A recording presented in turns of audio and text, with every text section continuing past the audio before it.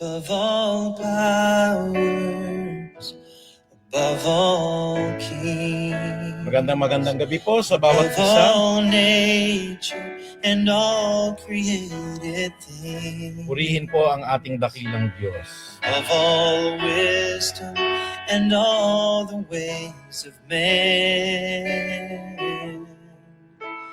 You were here before the world began. Above all kingdoms, above all thrones, above all wonders the world has ever. Pinagpalang gabi po sa bawat isa sa atin. Hallelujah, Above hallelujah. all wealth and treasures of the earth, there's no way to measure what you're worth. Crucified and laid behind a stone, Praise God. lived to die, rejected and alone, like the rose trampled on the ground. You took the fall and thought of me above all. Pinagpalang gabi po sa bawat isa. I hope you are doing fine and are okay sa nandako po ng buong mundo at buong Pilipinas. God bless po. Above all powers, above all kings, above all nature and all created things, above all wisdom and all the ways of man. You were here before the world began. Of all kingdoms, of all thrones, above all wonders the world has ever known, above all wealth and treasures of the earth, there's no way to measure what you're worth. Crucified, laid behind the stone, you lived to die, rejected and alone, like a rose trampled on the ground. You took the fall and thought of me above all. Oh, you were crucified and laid behind a stone. You lived to die, rejected and alone, like a rose trampled on the ground. You took the fall, thought of me above all, like a rose trampled on the ground. You took the fall, thought of me above all.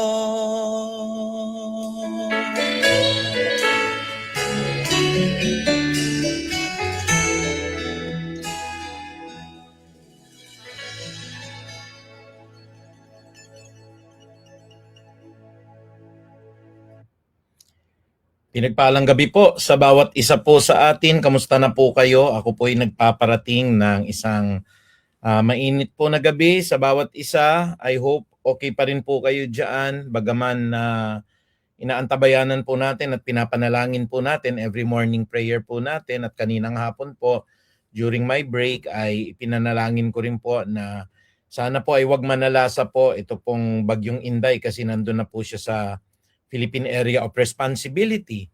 Bagaman tayo po ay patuloy na naghahanda, wag nating kakalimutan po ang panalangin sapagkat ang panalangin po ay mabisang sandata natin lalo na sa mga kalamidad po na mga parating po.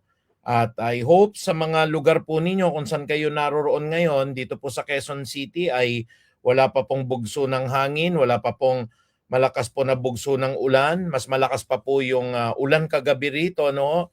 Kaysa sa ine-expect natin na magkakaroon po ng mga manakanakang pag-ulan na po. Pero thank God po at patuloy po, napakaganda pa rin po ng panahon. Kaya atin pong binabati ang ating mga kapatid online, ano? Kanina po ay nag-heart po si Sister Joanne Navarro Cruz. Kamusta po kayo dyan sa Puray? Hopefully po ay wala namang mabigat po na anuman pong pag-ulan dyan. Binabati ko rin po na magandang gabi si Sister Corazon Pantan Magno. Kamusta na po kayo dyan? At lahat-lahat po ng ating mga kapatid ano ho, na nandito ho, nagla-like po sa atin. Si Demalyn Narce, magandang gabi po. At saka kay Marlo, nawa ay nasa magandang kalagayan kayo dyan sa Puray. At binabati rin natin si Sister Linda Soriano. Maraming salamat po sa inyo pong pakikinig ngayong gabi. At saka po si Sister Maribel Raybuenan. Kamusta na po kayong lahat? Ano? Sana ay wala naman pong naapektuhan ng mga malalakas po na pagdating ng ulan, ano? Dahil we are always praying po na maging maayos po ang lahat ng atin pong lugar, lalo na yung mga flash floods, yung mga biglaang pagbaha po na wala pong madamay doon po sa atin pong mga kapatiran at lalo tigit po sa ating mga kababayan. Kaya ina-extend din natin ho ang atin pong bati kay Georgie Alejandro. Ayan po, kamusta po ang buong kabataan sa Puray? Loobin nawa po ng Diyos na sa mga susunod na buwan ay muli pong makaakyat ang Feast of Harvest Christian Ministry. Of course, sa pamumuno po ng Board of Missions. Ayan po. So, kamusta na rin po at atin pong pinapasalamatan. Nakatunghay din po si Sister Crisel Initan. Yan si Crisel na siya po yung atin pong tumatayo po na kalihim, no, ng pastor at ng secretary po. Maraming salamat sa pakikinig, Crisel. I hope ang lugar nyo sa Marikina ay okay pa. Binabati din natin po si Sister Irma at gayon din po si Sister Odi. Patuloy ho tomorrow, ano, we have to stand on the gap. Lahat ng mga prayer circle, inaanyayahan po namin kayo tomorrow para patuloy nating ipanalangin na ang bagyong paparating po na ito ay talaga pong hindi manalasa at malaki po yung epekto ng panalangin dahil hanggang ngayon po hindi pa natin ramdam po yung pong mga bugso ng malalakas na ulan at saka po yung pagbaha, parang wala pa rin po, no? So we are also praying po kay Atelina dahil siya po ay mako-confine yata ngayon sa ospital and we are praying po, magpalakas po kayo Atelina, mahal na mahal namin po kayo at naka-include ka po sa prayer po namin umaga, gabi, kanina po ng tanghali nung kami po ay naka-lunch break ay isinama rin po kita sa panalangin. Kaya rest assured po, ang pag-iingat gabay ng patnubay po ay nasa inyo. Pagpalain po kayo ng ating Panginoong Diyos. Ayan po. Magandang gabi rin po kay Joyce Raybuenan po. Kamusta na po kayo lahat dyan? At atin din pong pinapasalamatan ng Panginoon sa buhay po ni Sister Belinda Borlado. Kamusta na po kayo sa inyong mga tahanan? Continuous po yung prayer namin kay Pastor John at kay Sister Jenny po. Araw-araw po yan. At gayon din po ang amin pong malugod na pagbati po sa buong Bautista family po. Andyan po ang ating minamahal na si Nanay Soli. Salamat po sa prayer na yan. Nakarating din tayo ho ng maaga ngayon ng walang struggle po mula sa trabaho natin. But we have to fulfill din po our job, no? Every day nandun po tayo kasi nagtuturo po tayo ngayong break, ano ho. We also would like to thank po si Sister Aster. Sana po ay maganda po ang reception dyan. Si Ivan ay atin pong binabati. Ang lahat po ng pamilya po ni Alex, si Brother Alex Dungo, si Len Dungo, si Sean, si Israel, at saka po si Paulo. Kamusta na po kayo lahat dyan? Ano ho? Si Ate Ellen po, kamusta na rin? Si Sean, ayan po, mga atin pong mga dating maliliit po, siguro mga binatang-binata na. At saka po si Shed at ang dalawang anak po nila ni Paulo.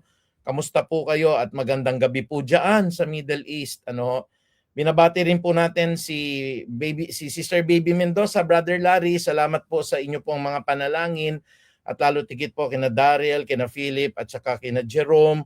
Pagpalain po kayo ngayong gabi ng ating dakilang Ama. Kay Nanay Menchi, salamat po Nanay Menchi, and ako po'y bumabati na in advance sa inyo ng happy birthday, ano ho. At loobin nawa ng Panginoong Diyos ay makadalo po kami sa inyo pong kaarawan, maipag-pray po kayo at hinihiling ko po na sana po'y loobin ng Panginoong Diyos makarating po kami diyan. Si Pastor Elmer at saka si Sister Leah, I hope po okay pa ho diyan ang panahon, ano ho. Dito po kasi wala pa ring ulan. Kaya ingat lang ng konti, Pastor Elmer at saka po Sister Leah. At binabati rin natin Sister Myla, Ate Sel. Salamat po at kayo'y nakakapagpalakas ng kalooban namin na nakikita namin ang presensya nyo palagi po sa church. Pagpalain po ang ating Panginoong Diyos. Ayan. At kamusta rin naman po si kapatid Nanel at saka po si Sister Crisel, ang kanya pong sister wife. Pagpalain po kayo ang buong Bautista family po, yung kabilang Bautista naman, sila Daisy Bautista at ang mami po niya, ayan po, no, lahat-lahat po. Kamusta po kayo ngayong gabi? Pagpalain nawa po kayo ng ating Panginoon Diyos. Nandito rin pala si May at gayon din naman po si Janelle, ayan po, no, yung pong cute na apo po ni Pastor Elmer, si Jonalyn Sonyo. Pagpalain po kayo, puro mga taga-Puray po, ano? At magandang gabi po sa inyo. Kung may mandi man po ako mabate, pasensya po dahil ang dami po na lumalabas dito po sa atin pong chat room. Kaya pagpalain po kayo ng ating Panginoong Diyos at may maganda tayong mapag-aaralan po ngayon pong gabi na ito. Ito pong pag-aaralan po natin ay may kinalaman pa rin po sa sakripisyo, sa pagtitiis, sa hirap po ni Kristo. At ano po yung naging kinahinatnan nito? Ano po yung naging epekto nito? Dahil Jesus Christ offered himself and he died on the cross once and for all. Yun po yung pinakamabigat po na sakripisyong ginawa ni Kristo, no? Siya po ay nagkatawang tao, siya po ay dumanas po ng pahirap po, kamatayan sa krus, at hindi po madali ang kanyang pinagdaanan, ano, sapagkat ang pagdurusa po na ito, gaya ng atin pong pinag-aaralan sa atin pong paksa for the rest of the third quarter, ang siyang nagpapatunay po that the sacrifice of the Lord Jesus Christ is enough once and for all. Kaya muli ho, binabati ko po kayo at patuloy ho ang panalangin natin kada umaga po. Napakasaya po sa umaga na tayo po'y nananalangin dahil ang ating mga priority prayers po, yan po si Brother Franklin po, pinagpe-pray natin palagi po yan. Ang brother husband po ni Ate Bebs. Magandang gabi po sa inyo, Ate Bebs. Ayan po, naaalala ko names ninyo kasi nagpapa-prayer request po kayo. At gayon din naman po ang ating mga kapatid po, katulad po ni Jobel, palagi ko pong ipinagpe-pray po siya. Kasama po, of course, sa umaga, si Sister Linda Bilog. Magandang gabi po dyan sa Dasmariñas. At hindi din natin nakakalimutan si Atelina, no, na nabalitaan ko po, kayo po'y kasalukuyan pong nasa ospital ngayon. Magpalakas po kayo. At patuloy ho ang prayer natin ho. Itataguyod po muli kayo ng Diyos. Bibigyan po kayo ng muling kalakasan ng pangangatawan po. At muli po, magkakasama-sama po tayo. Magandang gabi rin po kay Jenny Selencio Vasquez. Good evening po sa inyo at nawa po ay malinaw po ang ating pagbo-broadcast po dyan sa inyo.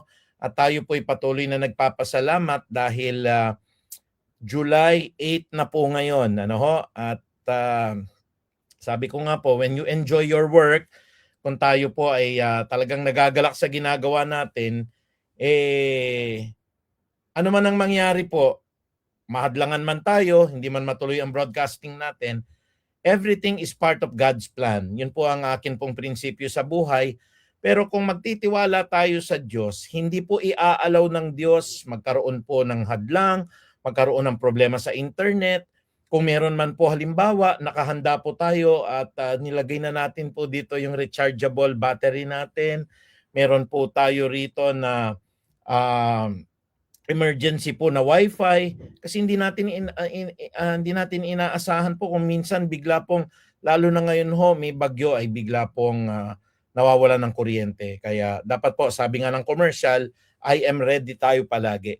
At gayon din naman po, I am ready din dapat tayo, kaya tayo nag-aaral ng mga malalim po na mga paksa sa Biblia. Dapat pagka dumating po si Kristo, I am ready rin tayo. Pag dumating yung kamatayan po, I am ready rin tayo, haharap po sa hukuman ni Kristo. Kaya nga ho, pinag-aaralan natin ang kabuuan ng aral ni Kristo. At dito po sa atin pong naging hakbangin po for the rest of the year. Yan po, no? At maganda ho, no? Kasapatan kay Kristo. Nandun na ho tayo sa paghihirap ng ating Panginoon. Kaya muli binabati ko ang ating mga kapatid po. Andyan din po si Ardre Abukal. Kamusta ka na, Ardre? At ang lahat po ng ating mga kapatid sa Estados Unidos, lalong-lalo na po ang buong Cruz family. Sila Brother Caloy, Sister Divine po, si Dr. Norman. Kamusta na po kayo dyan? Patuloy din ang prayer namin para sa Care Force na ang prayer of Jabez po ay palaging dinggin din ng Panginoong Diyos para po sa Care Force. Kamusta na rin po mga kapatid natin sa Canada? Minsan po ay nabati rin tayo dyan po. Ayan po sila Sister Che Ramos, ang Hiron family. Kamusta na po kayo? Sila po ay dating mga active na members din natin sa Peace of Harvest. Dyan po sa United Kingdom, kamusta po kayo dyan? At nakikita ko po minsan din si Sister Alona Santos po, no? Kamusta na po si Nanay Conching? How are you po? At patuloy na nakikita ko lang po nasa maganda po ang inyo pong physical na pangangatawan sa palaging pag-ersisyo po. Kaya mapagpala po na nabe-bless kami na nakikita namin pinagpapala din po kayong lahat ng ating Panginoong Diyos. Diyan po sa Japan, pinararating po natin ang ating pong mainit na pagbati po kay Sister Midori at saka kay Sister Lizette. Kamusta po kayo dyan? Lalo na rin po ang atin pong mga kapatid po. Saan man dako ho kayo ng Pilipinas, kung tayo ho dati nakakapag-broadcast nga ho as far as Sarangani, as far as Boracay, nakapag-broadcast tayo sa La Union, at sa iba't iba pa pong bahagi, maski sa Hong Kong dati ho, nakapag-broadcast tayo ng Bible studies natin, nung tayo ho ay nasa Singapore, nung tayo po ay inalaw ng Diyos na makapunta po ng Malaysia. Hindi po naging hadlang ang atin pong layo sapagkat ito po ay patuloy na banal na gawain ng Diyos. Ayan po. So sa lahat po ng mga nagagabihan, enjoy po your dinner. Sa akin po, after na lang po ng Bible studies at saka po tayo tutungo sa atin pong pagkain ng ating dinner at ng pamamahinga na ho natin para magising po tayo tomorrow. Loobin nawa ng Diyos for our Bibles, for our prayer meeting po after lang po nitong Bible studies natin. Kaya muli meron ho tayong topic at ang topic natin po ay maganda. Ano po ang kinahantungan ng paghihirap ni Kristo? Gaya po ng atin pong sinaad, mabigat po talaga ang kanya pong kinaharap. Sapagkat si Kristo po ay Diyos, kailangan niya magkatawang tao. The infinite becomes finite. Yung buhay na walang hanggang, nagkaroon ho ng hangganan yung buhay niya. Yun pong hindi na umiiyak dahil siya po'y glorified body po bilang Diyos, bumaba siya sa kalagayan ng tao at gaya nga ng nakita natin, si Kristo'y tumangis. Siya po ay nalulungkot din. Ang ating Panginoong Jesucristo po, nung siya po ay nasa kalagayang Diyos, hindi po siya kinukutya. Siya po ang may-ari ng lahat ng bagay. Nung nagkatawan ng tao po siya, marami po ang nagalit sa kanya, marami po ang nainis sa kanya, marami po ang kumutya sa atin pong Panginoong Jesucristo. Kaya malaki po yung epekto ng kanya pong sakripisyong ginawa, yung pagkakatawang tao niya, yung kanya pong um, pagka-Diyos, no ho, lalo't higit po yung kanya pong katawan na pantao po, may mga bagay po na dinaanang kahinaan po ang ating Panginoong Hesukristo. Bagaman siya'y tinukso, katulad po natin, hindi naman po siya nahulog o nagkasala. Bagaman siya po ay nagagalit, ang ating Panginoong Hesukristo po hindi nagkakasala sa kanya pong pagkagalit. Ayan. Kaya pinapasalamatan natin at binabati din po natin si kapatid na Danny. Ayan po. Kasi sila din po ang mga kasama ko. Si Brother Danny, si Tatay Domeng, si Brother Francis. Ayan po, sa umaga po, no? Walang patiduyan. Kaya natutuwa po ako every time na bubuksan ko po yung aking internet. Kitang-kita ko na po si Tatay Domeng at saka si Sister Irma. At gayon din naman po, sunod-sunod na ho yan. Makikita nyo na po si Brother Greg, papasok na si Sister Emmy, andyan din ho, papasok na ho ang ating kapatid na si Nanay Soli, at si Ate Luz, yan, mga regular po yan eh. Pagkatapos ho, sunod-sunod na, si Ate Mila, papasok na po, si Mare. Kaya kompletong-kompleto po, no? Kaya ipagdiwang natin na tayo po'y ginagamit na kasangkapan palagi ng Panginoong Diyos, lalong-lalo na sa lahat po ng kanyang gawain na banal. So sa gabi po na ito, atin pong tatalakayin ito pong atin pong pinamagatang Bible studies na ano nga ho ba ang kinahantungan ng paghihirap ni Kristo? What is basically the effect? Ano po yung naging importansya? Ano po yung naging significance? Na bagaman si Kristo'y Diyos, nagkatawang tao, namatay siya, what has been the importance and significance of this? Kaya bago po tayo tumungo sa isang napaka-exciting po na pag-aaralan natin, tayo po ay lumagay sandali sa tahimik upang tayo po ay pagpalain ng Diyos sa atin pong Bible studies na ito. Tayo po lahat ay umuko. Panginoong Ama, hindi po namin alam sa gabing ito kung may mga nakikinig po na hindi namin kapatiran dahil ito po ay international broadcasting ng internet. At kung meron man po na nakatunghay po ngayon at nakikinig, ikaw ang kumilos, Ama, upang ma-reach out po ang kanyang puso at patuloy na makilala niya ang inyong banal na aral tungo po sa kanya pong pagtanggap sa iyo bilang Panginoon niya at tagapagligtas. Ama, hinihiling po namin, malayo po ang naaabot ng broadcasting na ito. Maglaan ka po ng isa, dalawa o higit pang kaluluwa na makapakinig po upang sila po ay magkaroon po ng transformation sa kanilang pananalig po at patuloy, Lord, na sila po ay maging mga lingkod po ninyo. Gayon din naman po kami po na naglilingkod na sa inyo, may mga kamalian, kasalanan, kahinaan, at kami po ay lumalapit po ngayong gabi na ito. Humihingi po ng iyong habag, ng grasya mo, ng iyong pong pagkukupkop, na bagaman kami po ay maraming nagawang pagkakamali sa amin pong salita, kami po ay nakagawa po ng hindi tama sa mga nilakaran namin, ang puso po namin ay nagkaroon ng maling motibo, nagkaroon ng hindi pagpapatawad po ang aming budhi, at katulad na rin po ng mga dilang ito, nagsabi po ng mga mapanlibak na mga salita po, kasinungalingan, at kawalan ng pagpapasalamat sa aming puso sa iyong kabutihan, mula aming talampakan hanggang aming ulunan. Patawarin niyo po kami, Ama, at linisin niyo po ang lahat ng amin pong buong pagkatao. Ang aral na ito ay handog namin po, hindi lamang po sa inyo, kundi lalo tigit po sa lahat ng mga tagapakinig. Ikaw ang nagbibigay, Panginoon, ng karunungan, kaya ako humihingi po ng pagbabasbas ninyo upang ito po'y maipahayag po ng buong puso at maitanim sa puso ng mga makikinig upang mamunga po 163 beses. We also pray right now po for the fast recovery po of Atilina. Dinadalangin ko po siya, Panginoon, kasalukuyan pong nasa medical center po siya ng Marikina, and we pray right now, Lord, na patuloy ang kanyang kalakasan, immune system na matatag, at lalo tigit po ang lahat ng mga nananalangin, nagmamahal sa kanya, at kung nakatunghay man po siya ngayon, mabless po si Atilina sa lahat po ng mga aral po na ito. Muli, maraming salamat po. Ito po ang aming pagsusumamo at panalangin sa banal po na pangalan ni Hesukristo. Amen at amen.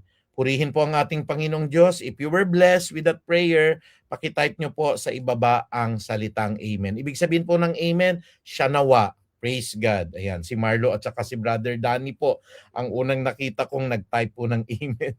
Pagpalain po kayo ng ating Panginoon. Yan, si Georgie na sumunod.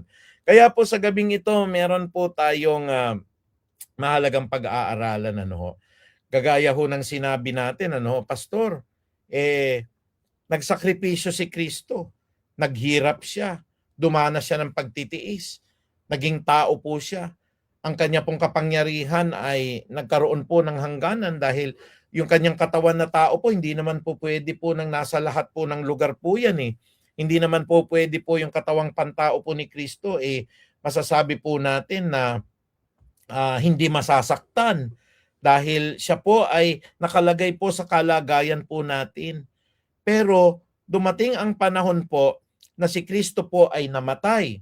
Si Kristo po ay nagsakripisyo. At gaya ng sinasabi natin, pumatak po ang dugo ni Kristo para linisin po ang lahat ng ating nagawang pagkakasala.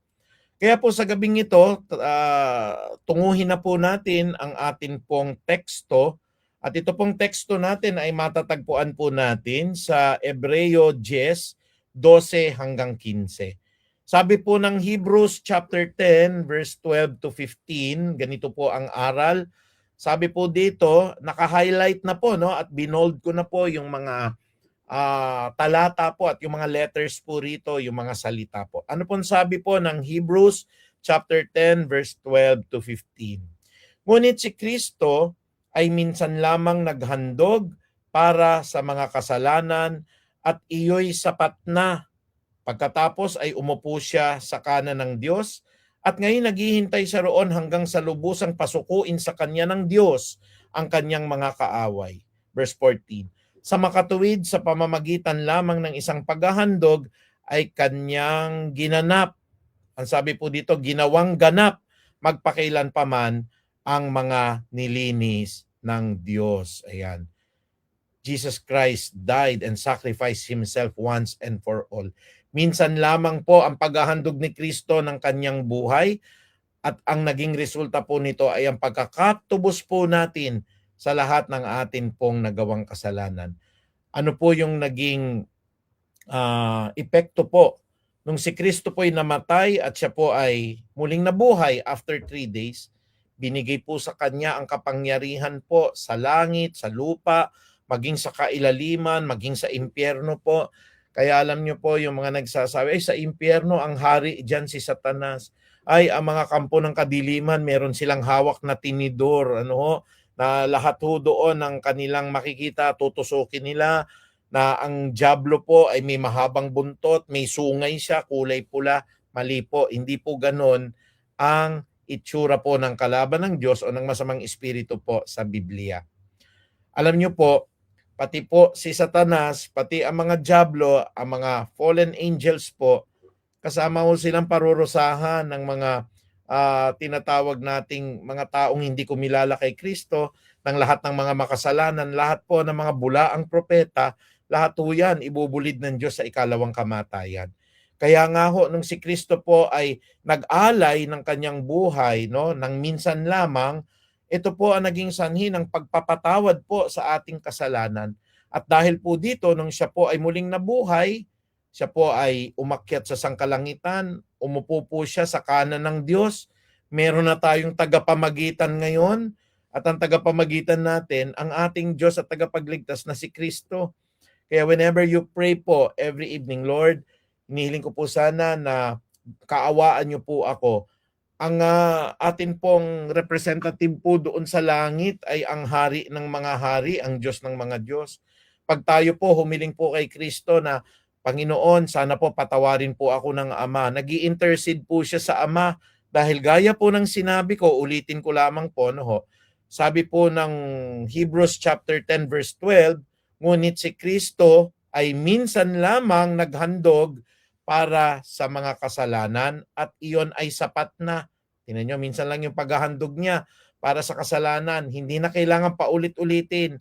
Ano nangyari ho nung si Kristo po ay naghandog po ng kanyang sarili? Nabuhay po siya after 3 days. Pagkatapos po ng kanyang pagkabuhay, umupo siya sa kanan ng Diyos. At ngayon po ay naghihintay siya roon hanggang sa lubusang pasukuin sa kanya ng Diyos ang kanyang mga kaaway sa makatuwid. Sabi ng verse 14, sa pamamagitan lamang ng isang paghahandog ay ginawang ganap magpakailanpaman ang mga nilinis ng Diyos.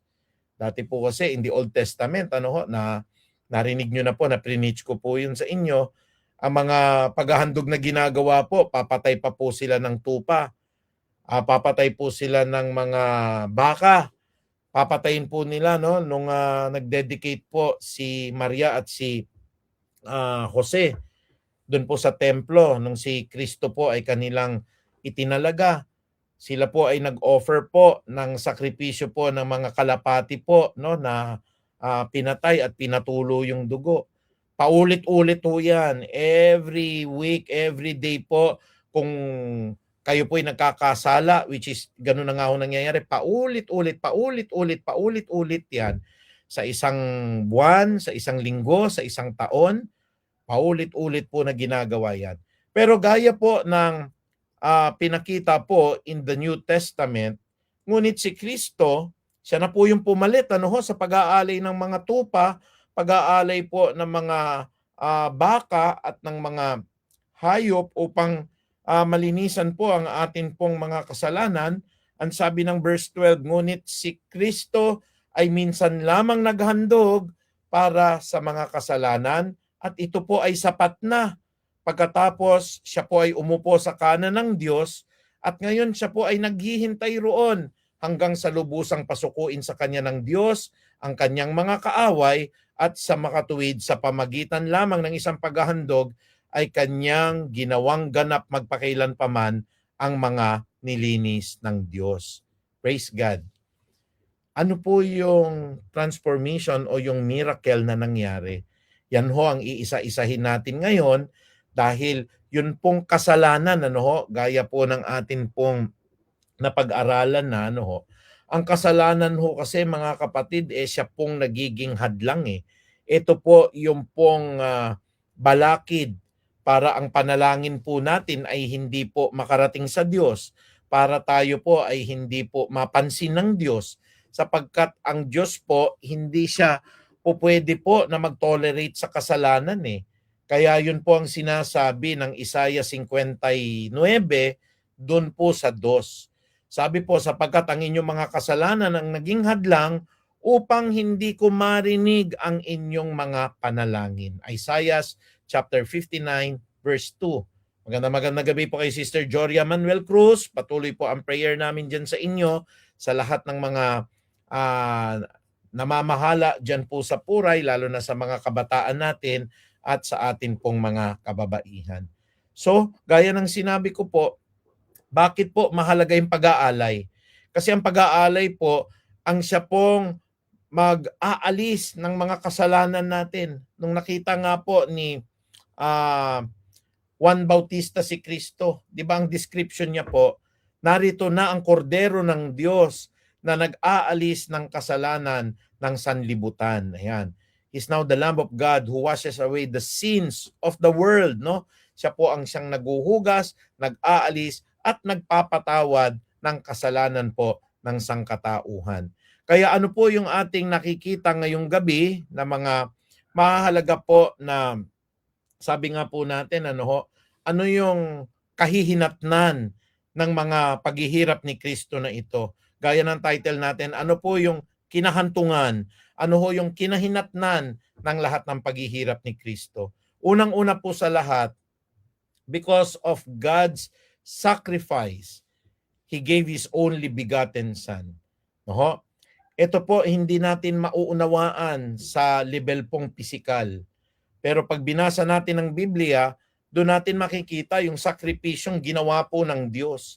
Ang sabi ng Matthew chapter 26 verse 28, pag nagbe-breaking of the bread po tayo, di ba? Ito po yung sinasite natin. Ang sabi po ng Mateo 26, dito po sa 28, sapagkat ito ang aking dugo na katibayan ng tipan ng Diyos, at ito ang aking dugong ibubuhos. There is a sacrifice. Meron pong paghihirap. Bakit? Bubuhos ang dugo para sa kapatawaran ng kasalanan ng marami. Naalala niyo po, no, yung palagi nating verse na sinasambit po pag nagbe-breaking of the bread tayo. Diba sinasabi natin, ano po ba yung mahalaga na verse sa Hebrews 9:22? Kung hindi tumigis ang dugo ni Kristo, ay hindi tayo mapapatawad sa lahat ng atin pong nagawang pagkakasala. At pagka nagbe-breaking of the bread tayo, di ba ho? For I received from the Lord that which I also pass on to you, that the Lord Jesus Christ, on the night that he was betrayed, he took bread, and when he had given thanks, he broke it and said, "This is my body." Di ba? Pinapakita natin yung tinapay. "This is my body which is for you. Do this in remembrance of me." Bakit po natin inaalaala? Kasi yung katawan po na yun po ang namatay, yun po ang sinakripisyo. At yung pagpapatuloy po ng Lord's Supper, in the same way after supper, he took the cup saying, "This cup is the new covenant in my blood. Do this whenever you drink of it in remembrance of me.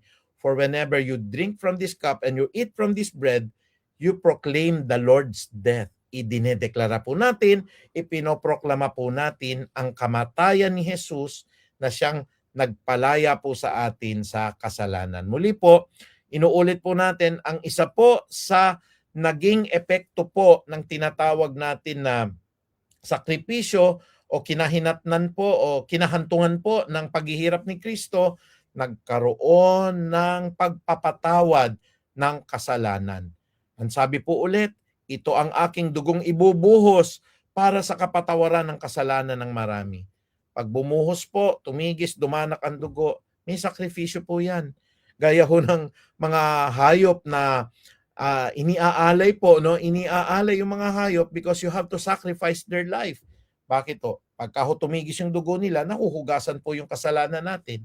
Pero paulit-ulit pong ginagawa yon.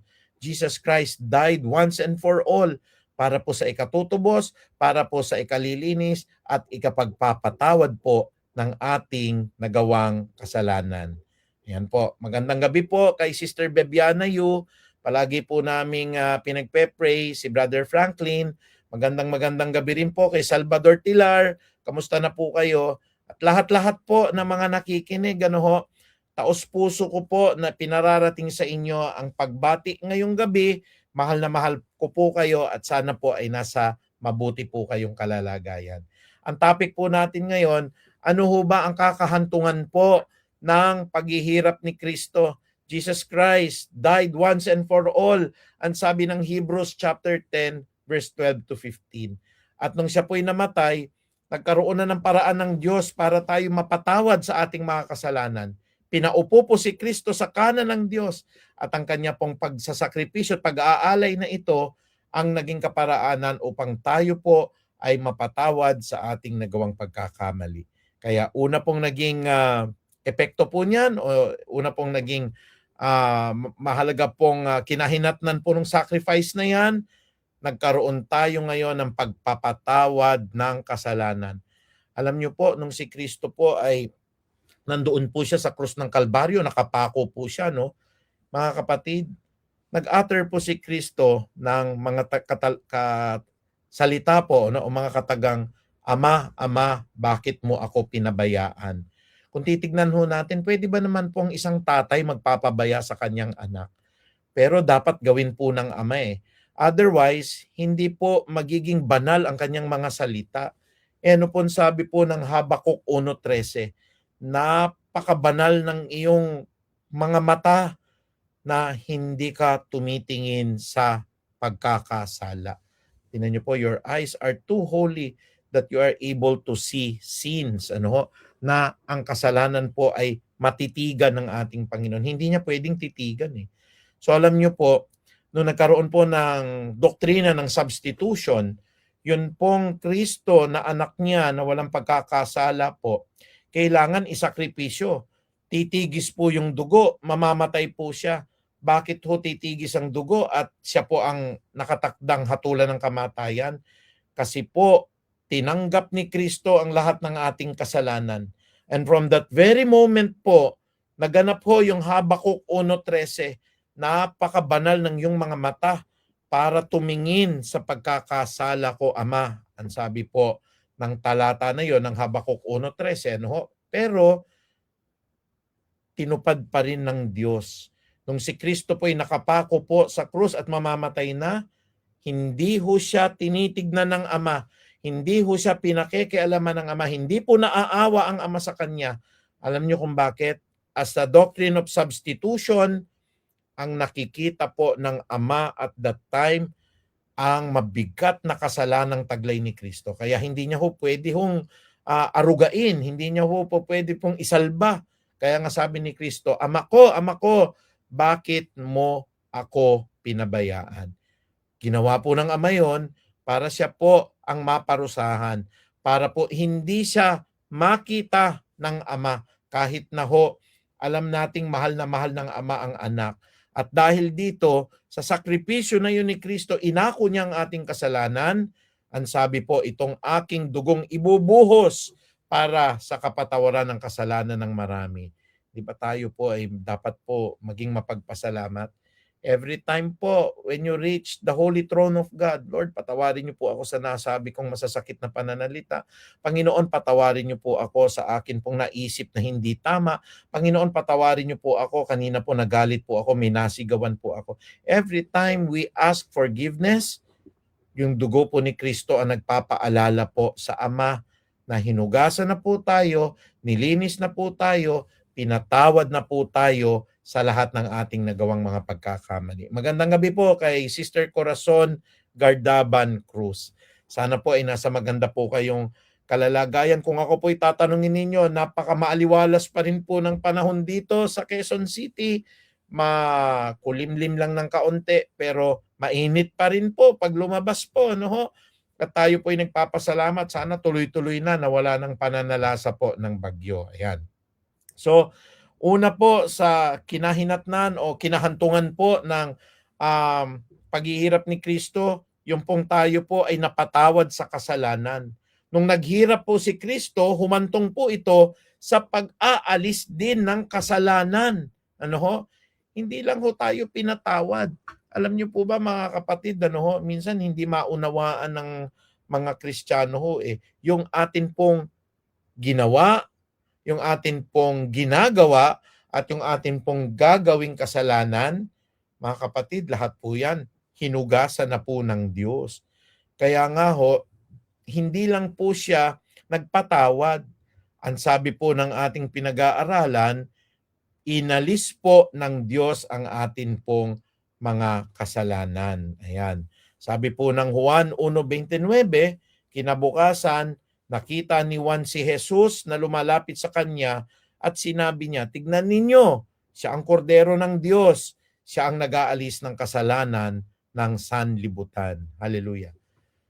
Sabi nga natin, kordero ng Diyos na nag-aalis ng kasalanan ng sanlibutan. He's the Lamb of God that cleanses away all our sins. Bakit po inalintulad po si Kristo sa tupa? Kasi tupa po ang ginagamit in the Old Testament ng pagkalilinis po ng kasalanan ng tao. Kung halimbawa po twice a week o kaya po sa isang buwan, napakadaming pagkakataon, papatay ka, mahal ang tupa, at ang tupa po kailangan walang dungis pag po inihain natin kasi yun lang ho ang nakapaglinis ng ating kasalanan Pero prophetic po pala yun. Yung tupa po na pala na yun, darating ang time, sabi ng Hebrews chapter 10 verse 12, mag-aalay ng kanyang buhay minsanan lamang at pagkatapos tayo po ay aalisan niya ng ating mga nagawang pagkakasala. Kung minsan nakala po natin, hindi pastor, nagkakamali pa rin ako Hindi pastor, nagkakasala pa rin ako Pero uulitin ko po, ang kasalanang nagawa na ninyo, ang kasalanang ginagawa ninyo, at ang kasalanang gagawin pa lang ninyo, ganun po kalawak, kataas, ganun po kamangha-mangha ang grasya, ang kahabagan, at ang patuloy na pagpapatawad po ng ating Panginoong Diyos. Kaya uulitin ko po, isa sa mga maganda pong naging epekto po nito ay inalis na yung ating mga kasalanan. Kung minsan kasi nagigilty tayo na pastor, kung inalis na naman pala ho yung kasalanan ko, bakit kinakailangan ko pang humingi ng tawad sa Diyos? Kasi po ang paghingi ng tawad, pag-a-acknowledge ho na makasalanan ka, doon ho tayo nalilinis, doon po tayo naaalisan ng kasalanan if we confess our sins. Pag hindi naman tayo nagko-confess, paano po tayo patatawarin? Ang sabi po ng Panginoon na if we confess our sins, He is faithful and just to forgive us. Papatawarin tayo and to cleanse us. Anong gagawin? Aalisin, cleanse, lilinisin ang atin pong mga nagawang pagkakasala. Di ho ba? So, hindi lamang po tayo pinapatawad sa ating kasalanan, kung hindi ikalawa, inaalis po ang ating mga kasalanan, at ikatlo, mga kapatid, may pagtubos sa ating kasalanan. Ako po ay hindi pa nakapagsanla po ng alahas, pero parang nakikita ko po sa mga iba na gumagawa po niyan, meron po, di ba ho, na magsasanla ka ng alahas, tapos titignan po yung kilatis ng ginto po, kung yan po ba ay 14 karat, kung yan po ba ay 18 karat o 24 karat po, Tapos ang pagkakaalam ko po diyan, yung specific po na presyo ibibigay po sa inyo, pero kinakailangan po ninyo yang tubusin doon po sa itinakdang panahon. Kasi pag hindi po, nareremata po yan, nakukuha po yan ng pawn shop, at pwede po nilang isubasta po yan. Yung mga terms na yun po narinig ko, bagaman uulitin ko po, hindi pa po ako nakakapagsanla po talaga, Kaya nga sabi po nila, ang mga magaganda daw po na investment, mga alahas na ginto, mga jewelry po, kasi po yan ay pwedeng instant money kapag ka po isinanla. Pero kailangan po tutubusin. Ang kaluluwa natin kailangan ng tagapagtubos, kasi tayo po ay nakasanla. Kanino tayo nakasanla? Nakasanla na ho ang ating kaluluwa doon po sa dagat-dagatang apoy, dahil nga ho dala ng kasalanan. Dala ho ng kasalanan. Pero nung nagsakripisyo po si Kristo, nagkaroon bigla ho ng tinatawag nating pagtubos ng atin pong mga pagkakasala. Sabi po ng Ephesians chapter 1 verse 7 to 8. Ano po sabi ng Epeso 1, 7 hanggang 8? Tinubos tayo ni Kristo sa pamamagitan ng kanyang dugo, at pinatawad ang ating mga kasalanan. Ganon kasagana ang kanyang kagandahan ng kalooban na ibinuhos niya sa atin ayon sa kanyang karunungan at kaalaman. Ano daw po ginawa sa atin ni Kristo? Tinubos tayo sa pamamagitan ng kanyang dugo, at pinatawad po tayo sa atin pong nagawang mga pagkakasala. Napakaganda, Tinubos tayo sa atin pong pagkakasala. Tingnan niyo po, tayo po ay tinubos at pinatawad sa ating kasalanan. Anong pinantubos sa atin? Pera ho ba? Dolyares ho ba? Mamahaling bato? Ginto? Pilak? Ang pagtubos po sa atin, pinakamahalaga na kayamanan. Ako po kasi naniniwala po ako, mahalaga po ang diamante, mahalaga ang pera, mahalaga po ang ginto. Highly priced po yan. Marami hong may gusto niyan . Pero alam nyo po, wala nang hihigit po doon po sa banal na espiritu na nagtuturo sa atin. Ano pong sabi ng banal na espiritu bilang teacher po natin? Ang pinakamahalaga po ay ang dugo ni Kristo. Dahil sa dugo ni Kristo, tubos ka ngayon, nakasanla kaluluwa natin po sa dyablo, nakasanla ang kaluluwa natin sa dagat-dagatang apoy, pero kailangang may tumubos. Wala naman tayong puhunan. Ano yung naging puhunan po? Dugo ni Kristo. Kaya ikatlong sakripisyo po na kanyang ginawa at naging kinahinatnan po ng kanyang paghihirap, yung pagtubos po ng ating kasalanan. Uulitin ko lamang po ang sabi po ng Epeso dito po sa 1:7 hanggang 8. Tinubos tayo ni Kristo sa pamamagitan ng kanyang dugo, at pinatawad ang ating mga kasalanan. Ganoon kasagana ang kanyang kagandahan ng kalooban na ibinuhos niya sa atin ayon sa kanyang karunungan, ayon sa kanyang kaalaman. Meron nyo, Sabi nga natin, ang kaluluwa mo masusubasta na sana, Pagpipiestahan ka na sana ng mga demonyo, ng mga masasamang espiritu. Itatapon na sana ang kaluluwa natin sa impyerno. Pero may pumunta po, parang pumunta sa sanlaan. Binigay po yung kanyang sariling dugo. Mas mahalaga pa sa ginto, mas mahalaga pa sa pilak, mas mahalaga pa po sa anumang mamahaling bato at salapi. At dahil dito, tinubos po tayo ng kanyang dugo at dahil sa pagtubos na ito, nagkaroon tayo ho ng pagpapatawad ng ating kasalanan. Hindi ba tayo ho nagagalak nun, kapatid? Ano ho? Wala naman tayong pambayad ho sa atin pong kasalanan eh. Hindi naman natin pwedeng matubos yung sarili natin para tayo po ay magkaroon ng kaligtasan eh. Kaya ho yung nagsasabi, ay pwede kong tubusin yung sarili ko. Mabuting tao naman ako. Hindi mo pwedeng sabihin po yan, kapatid, kasi dugo lang ni Kristo ang pwede pong magtubos sa iyo eh. Hindi mo po pwedeng sabihin, pwede ako matubos nito, miyembro ako ng church, elder ako, pastor ako, ministro ako ng ganitong samahan. Hindi po kayo pwedeng tubusin yan. Mapapahamak po kayo. O kaya sasabihin ninyo, tutubusin ko yung aking sarili dahil ako na may sumusunod po sa tradisyon, sa sakramento. Ang nakapagtubos lang sa atin po ay walang iba kung hindi ang dugo po ni Kristo. Ayan. So sana po naiintindihan ninyong mabuti yung atin pong mga pinag-aaralan. Ayan po. Binabati ko po yung aking sister wife ngayon. Ayun po, na-receive ko yung message po niya. Siya po ay ligtas ngayon na nanonood po sa Nueva Ecija. At ako po ay nagpapasalamat nung pinagpe-pray ko siya kanina. Sabi ko, Mami, huwag ka munang tumuloy dahil may bagyo. Sabi niya po doon, napakainit din daw po at napakamaaliwalas ang panahon. At salamat din po sa prayer ninyo.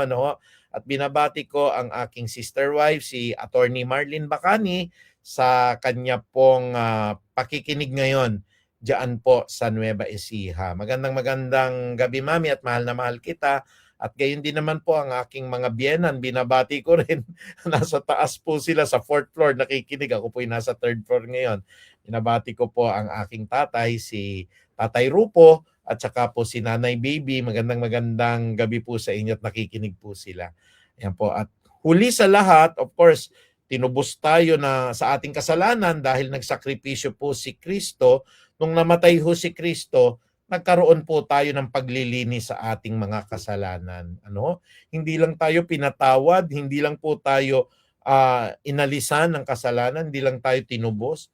Meron pang paglilinis na ginawa. Kasi baka manumbalik yung kasalanan completely, nilinis na tayo. Sabi po ng unang Juan 1:7. Sabi ng 1 John chapter 1 verse 7, ngunit kung namumuhay tayo sa liwanag, gaya niya na nasa liwanag, tayo'y nagkakaisa at ang lahat ng ating kasalanan ay nilinis ng dugo ni Jesus na kanyang ama, na kanya pong anak. Lahat po ng ating kasalanan nilinis na ni Jesus na kanya pong anak po ng ama. Purihin po ang Panginoon. Magandang gabi po kay kapatid na Nars, kay Kiel Narse. Ayan po, magandang gabi po sa inyo. Sila po yung aking nakasal dati. Kaya pagpalain po kayo ng ating Panginoong Diyos. Sana po ay palagi pong maganda ang inyo pong kalulusugan. Pinagpe-pray din namin ang Puray Christian Church kada umaga po na huwag po kayong mapapahamak, lalo-lalo na sa mga aral na pinakikinggan ninyo. Maging mapanuri po kayo, mga kapatid, na pinagpe-pray namin kayo na huwag kayong matatangay po ng mga maling aral. Kaya po ulitin natin, sabi po dito, ngunit kung namumuhay tayo sa liwanag, gaya ng siya ay nasa liwanag, si Kristo po, tayo'y nagkakaisa at ang lahat ng ating kasalanan ay nilinis ng dugo ni Jesus na kanya pong anak. Unang Juan 1:7. Kaya mga kapatid, hindi ba tayo nagagalak po nun? Parang i-recap lang natin. Ano po ang kinahantungan ng sakripisyo o ng paghihirap ni Kristo? Yung pong naging resulta o kinahinatnan o kinahantungan nagdulot po ng kanyang paghahandog ng sarili. He died, Jesus Christ died once and for all. Pero dahil po sa kanyang pagsasakripisyo ng kanyang buhay, tumigis ang dugo. Without the shedding of the blood of the Lamb, without the shedding of the blood of the Lord Jesus Christ, there is no remission, there is no forgiveness of all our sins. Pero dahil namatay nga si Kristo at pumatak ang kanyang dugo, unang-una nagkaroon ng pagpapatawad. Can we say amen? Sulat ho natin dyan, pagpapatawad ng kasalanan, pag-alis ng ating kasalanan, yung pagtubos ng ating kasalanan, at paglilinis ng ating kasalanan. Ano po ang pinatunguhan po o kinahinatnan? Tayo po ay napatawad sa ating kasalanan, naalis po ang ating kasalanan, natubos po ang ating kasalanan, nalinis po ang atin pong mga kasalanan. Yan.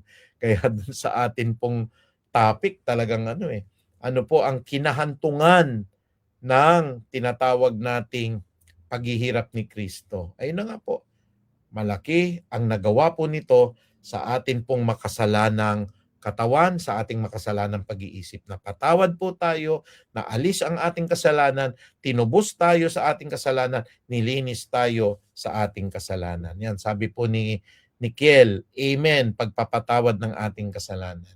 Salamat din kay Sister Jenny at kay Sister Bebiana. Amen daw po.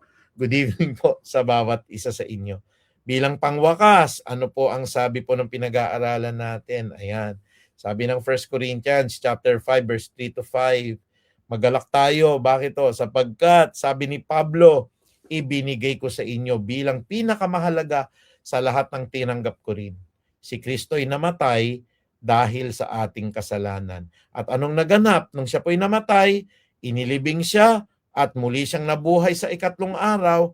Kaya tayo ho ngayon ang pinakamapalad ho sa lahat ng tao. Alam niyo po kung bakit? Jesus Christ is alive. Buhay si Kristo, patuloy pong nagpapatawad, patuloy ho siyang nag-aalis ng kasalanan, patuloy ho yung kanyang pagtubo sa atin, patuloy po ang paglilinis na kanyang ginagawa. Muli ho, magandang gabi po sa inyo. Sana po ay may napulot po kayo. Ano po ang patutunguhan o ng kakahinatnan po ng sakripisyo po ni Kristo. No? Yan po ang atin pong tinalakay at nagpapasalamat po tayo. Ano ho ba ang kakahantungan ng paghihirap ni Kristo? Muli ho, binabati ko po kayo ng isang magandang gabi at binibigyan ko rin po ng opportunity po. Ito po, praise God, ano ho? Ilagay nyo po dito, mga kapatid, yung mga prayer request nyo po. Kung may mga tanong po kayo, ayan po, thank you po kay Sister Leah. Pagpapatawad ng kasalanan, pag-alis ng kasalanan, pagtubos ng ating kasalanan, paglilinis sa ating kasalanan. Salamat po ha. At ang mga kapatid natin sa Puray, text nyo lang po ako kung may prayer request kayo dahil kayo po talaga nagiging priority po. Yung mga nauna sa ating nagte-text, araw-araw ho, na ipapanalangin po sila. Kaya kapatid, tuloy lang ho tayo. Ayan. Ito po yung aking number. Kung may katanungan din ho, i-text nyo na ho ngayon. 0977-832-5257. May tanong ho kayo, may prayer request, tinatanggap ko. Kahit hindi na ho kayo magpakilala, nakalista po rito kung may prayer request po kayo. Doon po sa pagtanong natin kay Pastor, may isa po tayong mahalagang katanungan dito na nais po nating sagutin. Ayan po, no? Ano po itong katanungan po na inihatid sa atin? Ang sabi po ng katanungan ngayon, may hangganan po ba ang pagpapatawad ng Diyos? Ayan po. May hangganan po ba ang pagpapatawad ng Diyos? Napakagandang tanong, ano ho? Kasi pwede ho bang mawala ng pagpapatawad ng Diyos? Ganito po yan, Ganito po yan. Naalala niyo po nung si Pedro ay nagtatanong po kay Kristo, Panginoon, pag kami nagkasala po sa akin, ilang beses ko po ba siya patatawarin? Basahin ko lamang po sa inyo, yung konteksto po nun, Kasi ang tanong po sa atin ngayong gabi, may hangganan po ba ang pagpapatawad ng Diyos? Ito po sasagot po dun sa ating katanungan. Sabi ng Matthew chapter 18 verse 21 to 22, sa katanungang may hangganan po daw ba ang pagpapatawad ng Diyos? Matthew chapter 18 verse 21 to 22 says, lumapit si Pedro at nagtanong kay Jesus, Panginoon, ilang beses ko po bang patatawarin ang kapatid kong paulit-ulit na nagkasala sa akin? 7 beses po ba? Sinagot siya ni Jesus, hindi ko sinasabing 7 beses, kundi 70 ulit na 7. 70 times 7. Imposible po sa isang araw na makagawa po ng, pagpalagay nyo na po 70 times 7, ilan ba yun? 490 times ng pagkakasala. No? Hindi ho posible yun. Napakadaming pagkakasala po na yun na magawa ng tao. May limitation lang ho siguro. Pero ang ibig sabihin ng ating Panginoong Jesucristo, walang hanggan ang kanyang pagpapatawad. Walang hanggan ang kanyang biyaya. 70 times 7, pinapakita po dun sa katanungan, may hangganan po ba? Walang hangganan. Pero dumadating ang panahon po, no, na Biblia mismo po nagsasabi, kasi baka sabihin nyo, ay wala pa lang hanggan ng pagpapatawad. Kung, uulitin ko, kung buhay pa tayo. Kung buhay pa po tayo. Ano po ang sabi ng Mangangaral 9:4? Ito po yung naririnig nyo sa akin pong eulogy. Ang tao habang may buhay, di siya dapat mawala ng pag-asa. Sa kasabihan po ng Pilipino, habang may buhay po, may pag-asa. Ibig sabihin ng pagpapatawad po habang may buhay. Pero gayon din naman po, sabi po ng Hebreo 9:27, itinakda po sa tao, sabi ng Hebrews 9:27, it is destined for man to die once. Itinakda po sa tao na mamatay siya ng minsan, at pagkatapos po na ito, paghuhukom. Ibig sabihin, pag namatay po tayo, wala na po yung pagpapatawad doon. Pero uulitin ko po, habang buhay po tayo, walang hanggan ang pagpapatawad ng Diyos. Hindi lamang po 7 beses, kundi 70 times 7 po. Ibig sabihin, walang hanggan. Pero ito po'y applicable lamang po habang tayo po'y buhay, sapagkat pag tayo po'y namatay, itinakda na po sa Diyos na tayo po ay mamatay ng minsan, at ang pagkatapos po nito ay walang iba po kung hindi ang atin pong paghuhukom. Ayan. So tayo po ay nagpapasalamat. Ano ho, meron na po tayong prayer request. Oh, ayan po. Ito po ay anonymous naman po. No? Prayer request ko from PCC member, patuloy na pag-iingat sa aming pamilya at patuloy na paggaling ng aking ama na nagkaroon ng karamdaman. Ayan po. So hindi ko na po sasabihin muna ho yung name po, no? Pero yung surname po ng pamilya naririto. Nabasa ko. Salamat to dahil sa inyo pong pagte-text po na yan, kasama ka na, kapatid, sa panalangin namin kada umaga. Doon ko na lang babanggitin sa ano po, no? Ayoko pong sa privacy po ninyo ay mabanggit ko po ngayon yung pangalan po ninyo. Pero maraming salamat po doon po sa prayer request na ibinigay nyo po sa amin ngayong gabi. Muli mga kapatid, sana po nasagot yung katanungan, no? In a gist, ang pagpapatawad ng Diyos walang hanggan hanggang buhay tayo. Pag namatay po tayo, wala na po. Ganun lang po kasimple po yun. So sana po tayo po may mga napulot na aral at magsama-sama po tayo sa pagtatapos po ng panalangin. Tayo po lahat ay dumako na po sa pangwakas na pananalangin. Ama naming makapangyarihan, patuloy ang panalangin namin na marami pong napulot na mga magagandang aral po ang aming mga kapatiran. Lalo tigit po ang inyo pong paghihirap ay nagbunga po ng paglilinis, ng pagpapatawad, ng pag-aayos po ng amin pong mga kasalanan, at dahil dito po nagkaroon po kami ng buhay na walang hanggan. Patuloy naming idinadalangin, Ama, ang pagpasok po ng bagyong ito na sana po ay wala pong mapinsala. And also po ang nag-message po sa akin, sinisimulan ko na rin po ang prayer po ng kapatid na ito na siya pong nag-message sa akin. I pray po sa kapatid na ito na isa pong taga-Puray na patuloy po ang pag-iingat sa kanyang pamilya, patuloy po yung kagalingan ng kanyang ama po, nasa banig din ng karamdaman. Lord, i-reach out niyo po ang kapatid na ito na nag-text na siya po ay makatanggap ng katugunan po sa kanyang panalangin. Muli po, Panginoon, patuloy po naming inilalaan ang aming pagseserbisyo sa inyo. Sa bukas po ng umaga, gisingin niyo po muli kami, loobin niyo po na makapanalangin po kami. At sana po sa pagtulog namin ngayon, wala pong mga kababayan namin ang mapahamak po sa pagpasok ng bagyong ito sa pananalasa po ng malalakas na ulan. Muli, maraming salamat, Ama. Ang pinakamataas na papuri po at pagkilala at pagdakila ay ibinabalik namin sa inyo sa matamis po na pangalan ni Jesus. Amen at amen.